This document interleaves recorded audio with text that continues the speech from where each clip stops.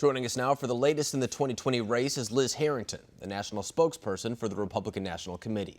So Liz, over the past couple days, we've seen a very hard type of position for a lot of Democratic lawmakers. Apart from Joe Biden, he's got his own things to worry about for the time being. But now a lot of these Democratic lawmakers are put in a position where they have to either deny the accusations being made against them after a year or two of basically being champions of the Me Too movement, dating all the way back to Brett Kavanaugh. What type of situation does that put these lawmakers in where they have to decide on this type of issue? Well, the normal Democrat politician posture, which is hypocrisy, and they have no standards, and it's clear. And everyone could see through it at the time of the Kavanaugh campaign to really destroy an innocent man's not only name, his career. They didn't even want him to be able to go back to his place in the DC Circuit Court. They tried to ruin his life over an allegation that never had zero corroborating evidence. There was never any evidence that the two had even met. And so of course, it would come a time when there would be an allegation somewhat similar, I guess, in nature that would come around to a Democrat. And it would be crickets from Democrats, right? I mean, you have Nancy Pelosi, her explanation today, she said, well, Joe Biden is Joe Biden. Is she implying that there should be a different standard because he is going to be the Democratic Party's nominee?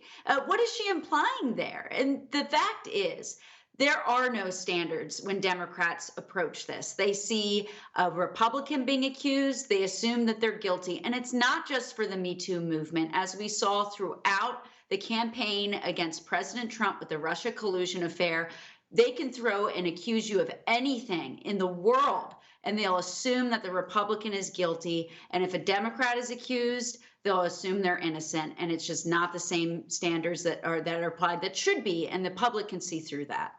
And when we talk about this issue, too, I think it's important to note that back in the 2018 midterms, a lot of people were talking about the Kavanaugh bump coming from allegations like this. A lot of people saying that the American people didn't like that this type of thing was weaponized against a Supreme Court justice. And then you saw some of the senators, actually, who voted against him be removed from office. And the ones who did vote in favor of his confirmation, they scathed by. So do you think that this time around we'll see something similar, that the American people will hold this issue against Joe Biden? Or do you think that this is just an issue that they don't necessarily care about? Well, it'll be interesting to see. I think Americans still care about this issue. And I think it's really important that we weigh allegations fairly out of respect for all women and people who are actually victimized. Weigh the evidence. And we need a fair media in order to do that. And unfortunately, there's just no signs. It took the New York Times 19 days to even bring up the Tara Reade allegations. They ran with Julie Swetniks in about 19 minutes. And you remember that was the Michael Avenatti complete sham. That was a disgrace to any survivor of sexual assault that they allowed that to air. NBC News interviewed her.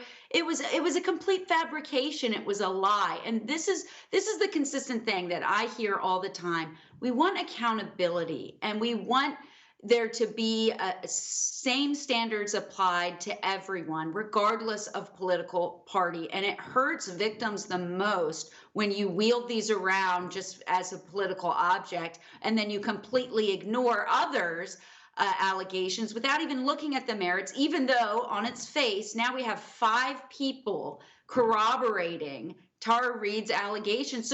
And she actually worked for Joe Biden. So on its face, it's at least more plausible than the Brett Kavanaugh affair ever was. Right. And, you know, it's the standard that Democrats set for themselves. They're on the record saying this. For example, Al Franken, they wanted to make sure there was a zero tolerance policy. A lot of people saying that maybe it was up to the people of Minnesota to make that decision in an election year.